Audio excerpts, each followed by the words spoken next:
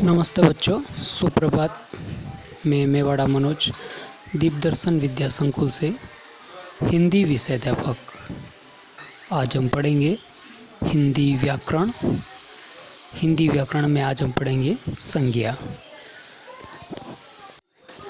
तो हम पढ़ रहे हैं संज्ञा, जिसे इंग्लिश में हम नाउन्स कहते हैं। और ये जो संज्ञा है वो कितने प्रकार की है, इसकी क्या परिभाषा है, ये हम पढ़ेंगे। तो सर्वप्रथम हम पढ़ते हैं संज्ञा की परिभाषा। तो संज्ञा की परिभाषा जिस शब्दों से किसी व्यक्ति, वस्तु या स्थान का भाव का बोध होता हो, उसे हम संज्ञा कहते हैं। संज्ञा किसी वस्तु, व्यक्ति, स्थान या भाव का बोध होता हो, उसे हम संज्ञा कहते हैं। जैसे व्यक्तियों के नाम, उदाहरण के लिए महात्मा गांधी, अटल बिहारी वाजपेयी, गाय, बकरी, मच्छर आदि। दूसरा, वस्तुओं के नाम, जैसे कलम, मेज, किताब, अलमारी, साइकिल, रेडियो आदि।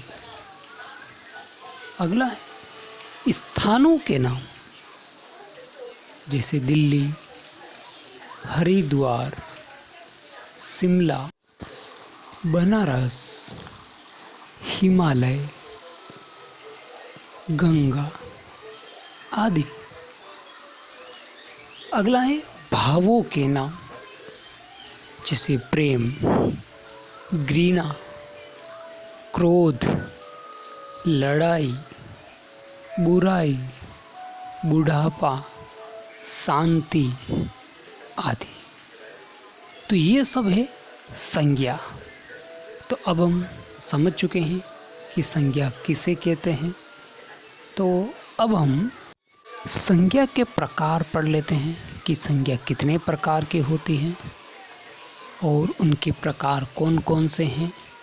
तो अब हम चलेंगे संज्ञा के प्रकारों की ओर। तो अब हम देख रहे हैं कि संज्ञा के मुख्य रूप से 3 प्रकार होते हैं। कितने प्रकार? 3 प्रकार।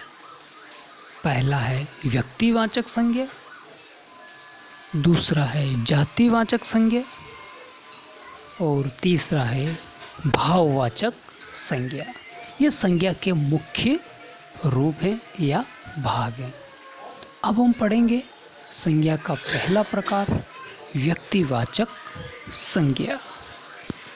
अब देखिए, व्यक्तिवाचक संज्ञा को हम कैसे पहचानेंगे, उसका एक फॉर्मूला या एक ट्रिक दिया गया है, जिसे हम पहचान पाए कि ये व्यक्तिवाचक संज्ञा है। तो देखिए, एक जो लाइन दे रखी है उसे पढ़िए। जो महान है, अर्थात पृथ्वी पर एक ही है, या तो वो बहुत ही महान इंसान हो या फिर वो पृथ्वी पर एक ही हो, अर्थात उसके जैसा और इस दुनिया में ना हो। अब देखिए डेफिनेशन या परिभाषा इसकी देखिए।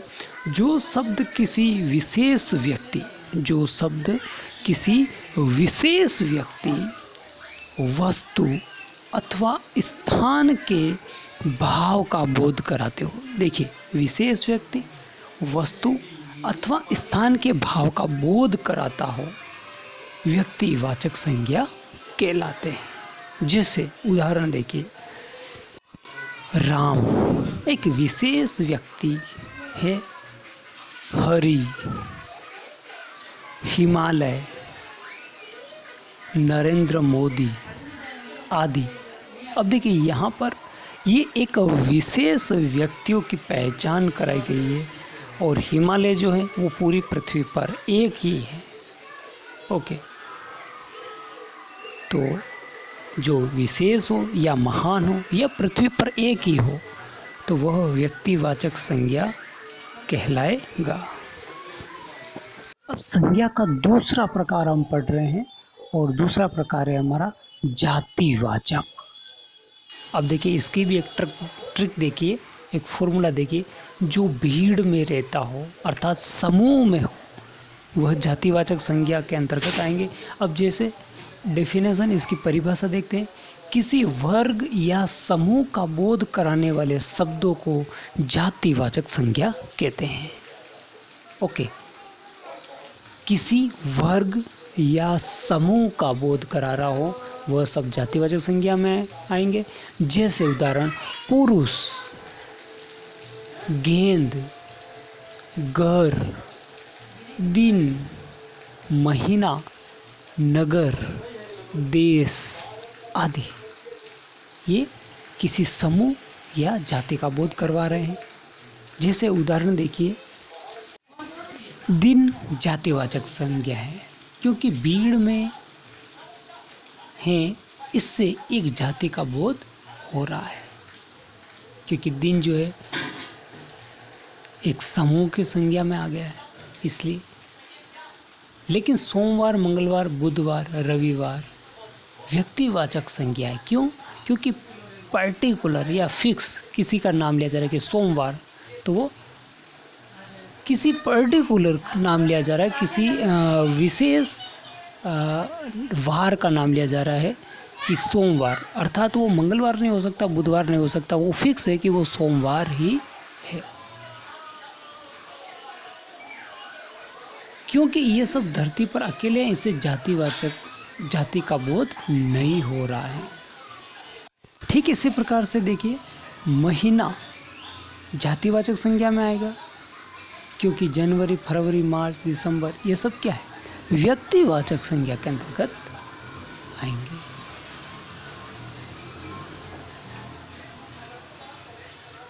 नगर तथा देश जातिवाचक संज्ञा है, लेकिन दिल्ली, मुंबई तथा भारत, पाकिस्तान ये सब जो है किस में आएंगे, व्यक्तिवाचक। अब देखिए, जो जातिवाचक संज्ञा है उसके भी दो प्रकार हैं। पहला है समूहवाचक और दूसरा है द्रव्यवाचक।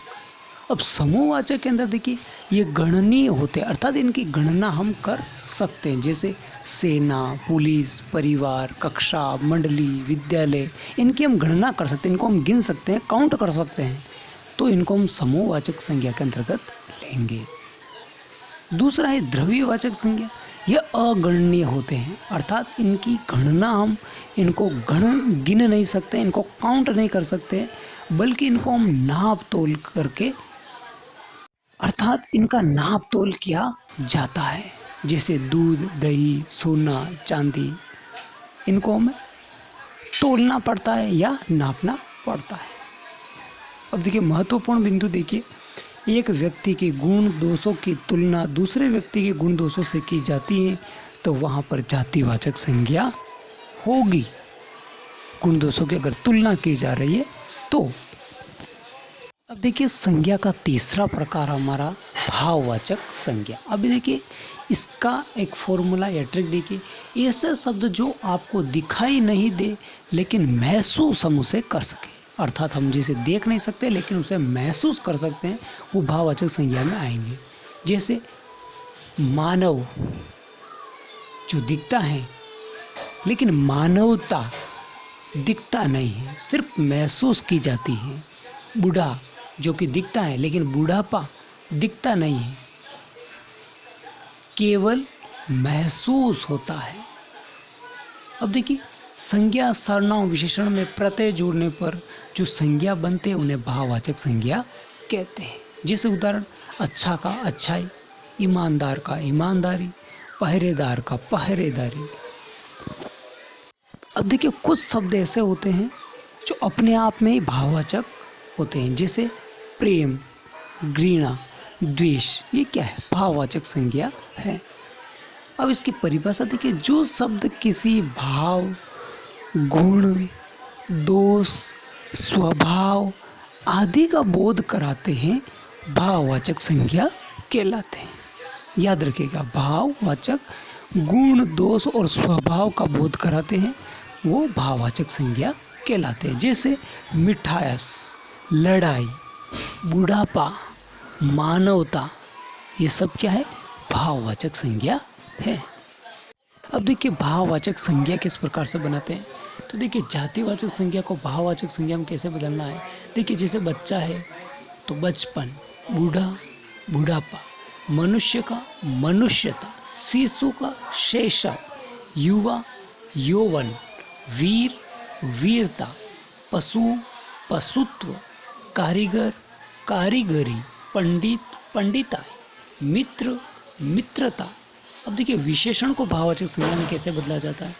तो अच्छा अच्छाई, बुरा बुराई, नेक नेकी, खट्टा खटास, भूख भूखा, चालाक चालाकी, सुंदर सुंदरता, गरीब गरीबी, आलसी आलस्य, गंदा गंदगी। तो ये हुए जातिवाचक संज्ञा को भाववाचक संज्ञा और विशेषण को भाववाचक संज्ञा में बदलना। तो अब हम समझ चुके हैं कि संज्ञा किसे कहते हैं, संज्ञा के प्रकार कौन कौन से हैं और उनकी परिभाषाएं क्या हैं और उनको हम भाववाचक संज्ञा में कैसे बदलते हैं। अब उम्मीद करता हूँ कि आपको वीडियो अच्छे से समझ में आया होगा और हमारे इस पाठ के संज्ञा नामक पाठ के सारे प्रश्न उत्तर आपको अपनी गृह कार्य की कॉपी में करने हैं। धन्यवाद।